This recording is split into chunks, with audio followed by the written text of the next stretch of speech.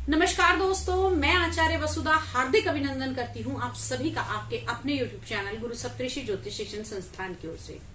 दोस्तों, आज के वीडियो में मैं आपसे बात करने वाली हूँ माँ के ऐसे मनमोहक रूप के बारे में, ऐसे खूबसूरत रूप के बारे में और ऐसी देवी के बारे में जिसकी भौतिक जीवन में हम सभी को अभिलाषा रहती है।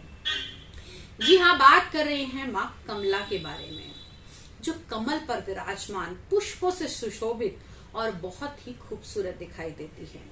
माँ लक्ष्मी का एक रूप माँ कमला के रूप में है।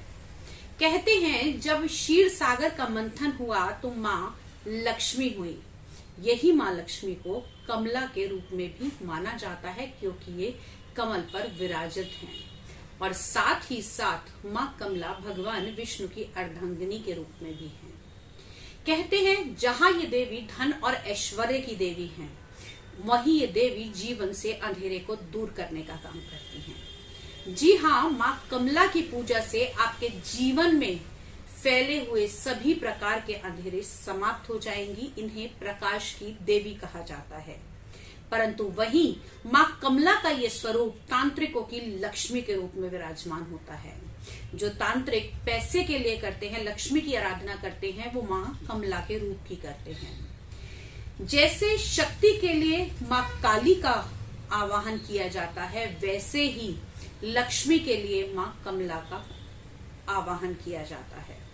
माँ कमला की पूजा सभी राजवंशों में की जाती थी, चाहे वो राजा राम हो, भगीरथ हो, सभी के यहाँ माँ की आराधना होती थी धन, मान, सम्मान, यश, कीर्ति और संपत्ति के लिए। ऐसी देवी की साधना कोई भी कर सकता है। यदि आप माँ की सिर्फ साधना यानी कि माँ को सिर्फ पूजना चाहते हैं तो आप अपने सात्विक जीवन में सात्विक तरीके से माँ की पूजा कर सकते हैं। मूर्ति आपको कहीं भी मिल जाएगी या तस्वीर जहां पर माँ लक्ष्मी के रूप में माँ खुद विराजमान है और माँ कमला जहां विराजमान होती हैं कमल पर, वहीं 4 हाथी माँ पर सदैव अमृत की वर्षा करते रहते हैं। और जब हम माँ की पूजा करते हैं तो वही आशीर्वादी रूपी अमृत हमें भी प्राप्त होता है। माँ कमला की पूजा करने के लिए आपको श्री सूक्त का पाठ कर सकते हैं। शुक्रवार के दिन माँ लक्ष्मी की पूजा कर सकते हैं। साथ ही साथ बहुत सारी ऐसी बड़ी बड़ी हस्तियां हैं जहां पर माँ कमला का निरंतर पाठ होता है।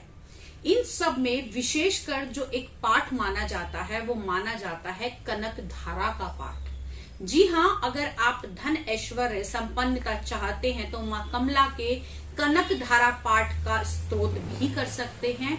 और साथ ही साथ माँ का एक ऐसा मंत्र जो सभी कर सकते हैं, बड़ा ही आसान मंत्र है ओम श्रीम ह्रीम श्रीम कमले कमलाय प्रसिद्ध प्रसिद्ध श्रीम ह्रीम महालक्ष्मी नमः।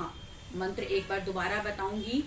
ओम श्रीम ह्रीम श्रीम कमले कमलाय प्रसिद्ध प्रसिद्ध श्री ह्रीम श्रीम ओम महालक्ष्मी नमः। और साथ ही साथ माँ के प्रिय जो वस्तु आपने माँ को देनी है वो बेल पत्र और बेल का फल माँ को बहुत प्रिय है। यदि ये दोनों ही संभव ना हो तो आप आंवले का फल भी माँ को चढ़ा सकते हैं। और साथ ही साथ माँ की पूजा जब करें तब आप कोशिश कीजिए कि उस कमरे में बिल्कुल भी अंधेरा ना हो, क्योंकि माँ के इस स्वरूप को रोशनी बहुत ही प्रिय है। आप जब प्रसाद भोग इत्यादि चढ़ाएं तो मखाने और किशमिश का भोग यदि आप लगाते हैं तो वो बहुत ही उत्तम रहेगा। मंत्र जाप के लिए माला का चयन किया जाएगा। या तो आप कमलगट्टे की माला पर कर सकते हैं या फिर आप स्फटिक की माला पर भी माँ का जाप कर सकते हैं। अगर कुछ भी नहीं है तो मन के से भी आप माँ का जाप कर सकते हैं, क्योंकि मैं हर वीडियो में बोलती हूँ, हर बार बोलती हूँ कि भगवान हमारी भक्ति के भूखे हैं, ना कि किसी प्रकार की। और सबसे बड़ी चीज, अगर किसी की कुंडली में शुक्र बहुत खराब है या फिर आपकी कुंडली में शुक्र के खराब होने से आपको संतान का सुख नहीं मिल रहा या विवाह का सुख नहीं मिल रहा, तो उस केस में आप माँ कमला की आराधना कीजिए। निश्चित तौर पर आपको सफलता प्राप्त होगी। इसके अलावा यदि आप और कोई जानकारी हमसे चाहते हैं या हमसे बात करना चाहते हैं तो स्क्रीन पर दिए हुए नंबर पे हमसे संपर्क कर सकते हैं, हमें व्हाट्सएप कर सकते हैं, या फिर आप फ्री अपनी कुंडली का विवेचन करवाना चाहते हैं तो हमारे लाइव शो के दौरान हमसे जुड़ सकते हैं। उसके लिए आपको बेल आइकॉन को एक्टिव रखना होगा ताकि सभी नोटिफिकेशन आपको समय से मिल सके। चैनल को सब्सक्राइब, लाइक करना बिल्कुल ना भूलें। कमेंट जरूर लिख के बताएं कि ये वीडियो कैसा लगा और आप आगे किस विषय पर जानकारी पाना चाहते हैं। अगले वीडियो में कुछ नया लेकर, इंटरेस्टिंग लेकर फिर से हाजिर होती हूँ। तब तक के लिए जय मां भगवती।